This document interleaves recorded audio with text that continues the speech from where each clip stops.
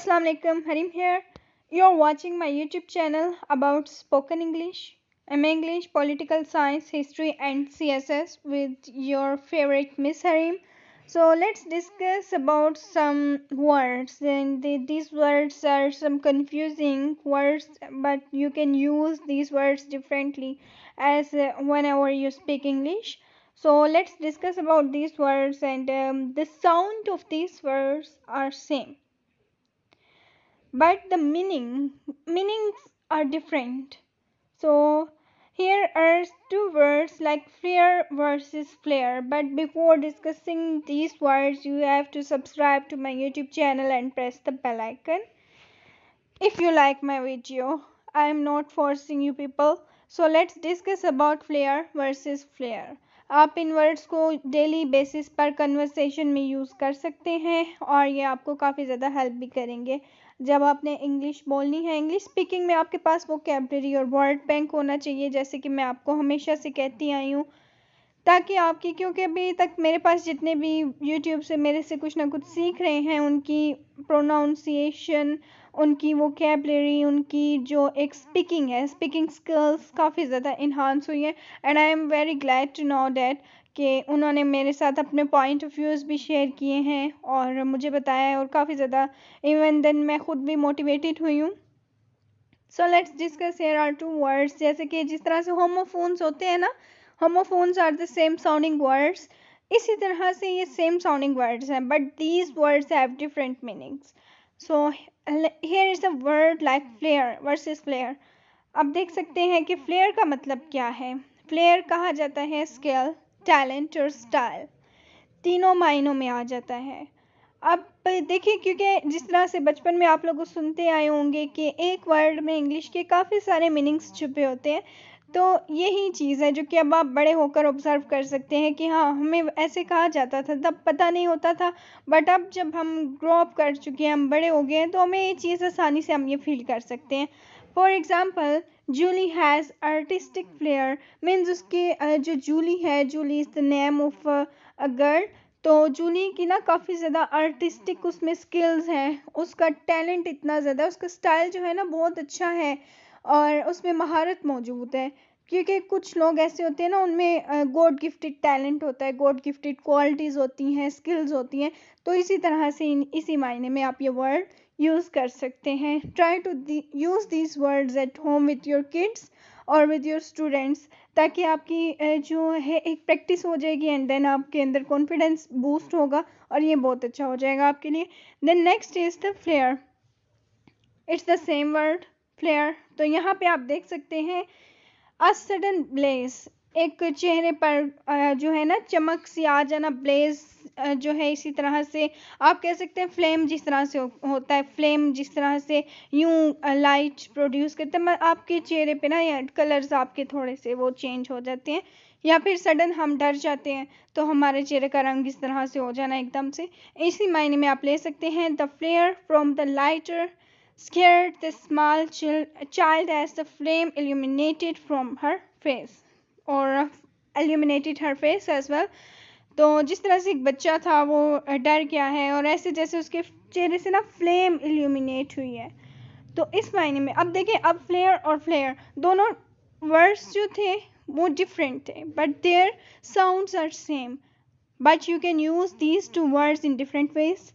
तो ये होती है वोकैबुलरी और ये होती है आपकी स्किल्स, स्पीकिंग स्किल्स. आपके पास जो है वर्ड बैंक होना चाहिए ताकि आप अच्छे से उसको यूटिलाइज कर सकें. Flammable versus inflammable. तो inflammable or flammable are two words that are frequently misinterpreted. Some people mistake the words as having opposite meanings. In reality, flammable and inflammable mean exactly the same things, capable of burning. मतलब इनका ना आप मिलता जुलता मतवाजी ही एक दूसरे के आ जाता है. मतलब आप इनका कंपैरिजन भी करें तो इनका सेम साउंड ही, सेम मीनिंग ही आपको लगेगा. लाइक कैपेबल ऑफ बर्निंग, वो चीज़ जो जलाने के काबिल हो.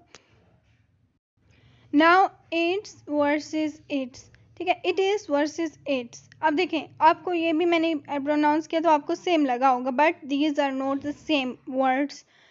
अब जो इट इज़ है, हम कहते हैं कि ये है, ठीक है, कोई इट जो है ना छोटी चीज के लिए यूज होता है या बेजान चीज के लिए, like it is contraction of it is, ठीक है, इट्स भी कहते हैं इसको, शॉर्ट फॉर्म में इट्स। सो एग्जाम्पल ये है कि it's a filthy animal, filthy गलीज या फिर गंदे को कहा जाता है, लाइक पिग आप उसको कह सकते हैं। इसी तरह से अब यहाँ पर आप देखें इट्स, अब इसमें आपने क्या किया है, आपने कोई एपोस्ट्रोफी एस यूज नहीं किया, एपिस्ट्रोफी आपने एस के पीछे यूज नहीं की। और इसका मतलब क्या होता है, जब हम ऊपर एपिस्ट्रोफी यूज करते हैं, एपिस्ट्रोफी का मतलब होता है का, की और के, ठीक है। इट्स मतलब इसका या इसकी। इसी तरह से ये पोजेसिव प्रोनाउन में आ जाता है जब आपने एपिस्ट्रोफी नहीं यूज की है, कि adjective for example it's name is Bob, या फिर कोई एनिमल है like pet dog, okay, Sarah has a pet dog and the name of that dog is Bob. So its name is Bob. Like she is introducing that dog to the Anwar. So she is saying that it's my dog. Its name is Bob. It's simple. अब its क्या है, like जिस तरह से होते हैं ना words his, her, ठीक है। अब ये हिज और हर क्या है, ये है आपके पोजेसिव प्रोनाउन। पोजेसिव क्या है, किसी चीज की मलकियत शो करना। इसी तरह से इट्स भी होता है, ये भी पोजेसिव प्रोनाउन में काउंट होगा। So note down fewer versus less, ये मोस्टली आपने काउंटेबल और अनकाउंटेबल नाउन्स के साथ आपने स्टडी किया हो maybe. So fewer used for countable nouns. For example, people these days are buying fewer newspapers. मतलब लोग जो है कम तादाद में न्यूज़पेपर खरीद रहे हैं आजकल। अब लेस आपने किस चीज़ के साथ यूज़ करना है, like used for uncountable nouns. Example, ironically when I'm on tour I listen to less music. जब कभी मैं टूर पर जाता हूँ या जाती हूँ तो मैं म्यूज़िक कम ही सुनना पसंद करता हूँ। Now may be it's not clear, but मैं आपको सिंपल वर्ड्स में एक्सप्लेन करती हूँ कि फ्यूअर हम कब यूज़ करते हैं। FEWER is only can be use when discussing countable things, जब आप ऐसी चीज़ों को गिन रहे हैं जो आप गिन सकते हैं, ठीक है, वो इस काबिल है कि उनको गिना जा सकता है, तो वो होता है फ्यूअर। बट कुछ चीज़ें ऐसी होती है जिसको हम गिन नहीं सकते, लाइक म्यूज़िक को कहा है ना उसने, ठीक है, जैसे सेकंड वाली एग्जांपल में म्यूज़िक की बात की गई है, फर्स्ट वाली जो एग्जांपल थी उसमें लोगों की बात की गई है, और डेज की बात, डेज तो हम गिन सकते हैं ना, हफ्ते में होते ही डेफिनेटली कितने डेज होते हैं, 7 डेज होते हैं। तो इसी तरह से अब फ्यूअर जो है वो उन चीज़ों के लिए यूज़ होता है जो काउंटेबल होती हैं, बट यानी काउंटेबल नाउन्स हो सकते हैं इसमें। और इसी तरह से जो लेस है हम तब यूज़ करते हैं जब हम चीज़ों को we can't count, like dollar, like money, and you can say that honesty, love, kindness, हम ये गिन तो नहीं सकते ना, these are the qualities. Love, kindness and hate, these are the abstract nouns. आप पता होना चाहिए कि ये एब्स्ट्रैक्ट नाउन्स होते हैं, जैसे कि हम एब्स्ट्रैक्ट क्या है, आपका ख्याल है, आपका तस्वर है, आपकी फीलिंग्स हैं, ठीक है, तो ये सब चीज़ें are related to the abstract nouns. So complement versus complement. अब ये देख सकते हैं कि दोनों का साउंड सेम है, but the spellings are different. So the spellings are different, then definitely the meaning will be different.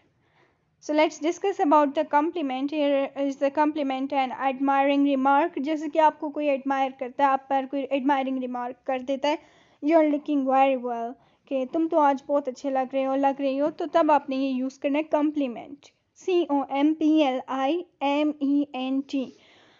I complimented my girlfriend about her makeup. यहाँ पर आप अपने ब्रदर, सिस्टर, मदर और फादर इन सब को mention कर सकते हैं, लाइक कम्प्लीमेंट। अब ये वाला जो कम्प्लीमेंट है इसमें आपने एक चीज़ देखी होगी, इसमें सिर्फ एक जो है ना आपका वर्ड, मतलब एक जो आपका अल्फ़ाबेट है, ठीक है, COMPLI था ना, यहाँ पर आपने COMPLE कर दिया है, आई की जगह e. Complement means goes well together, यानी दोनों चीज़ों का मिलाप इकट्ठे अच्छा रहता है। अब इसी तरह से एग्जांपल आप इसकी ले सकते हैं, the sauce complements the stick, अब जैसे कि हम किसी चीज़ में सॉस ऐड कर देते हैं, लाइक मैक्रोनीज में हम सॉस मोस्टली ऐड करते हैं, या फिर कोई और हमारी डिश है तो उसका कम्बिनेशन अच्छा जाता है, ठीक है, गोes well together. It's the simple meaning. So I hope today's lecture is very interesting and understandable to you. But if there will be any confusion, you may ask me in comment section. But if you like my videos, then do not forget to subscribe to my YouTube channel. You may contact to me directly as well. Okay then, Allah Hafiz and take care of yourself.